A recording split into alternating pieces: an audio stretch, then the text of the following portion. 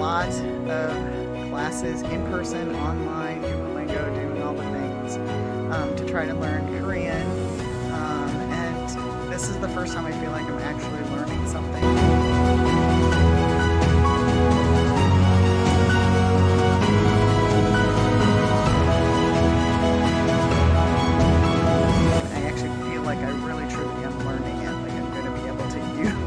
It later.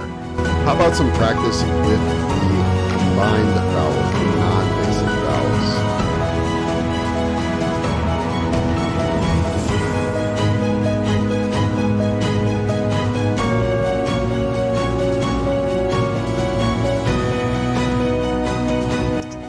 The way that the lessons are done, and we do the memorization, and the way that we have one-on-one interaction with being able to talk to Robert, ask questions, and I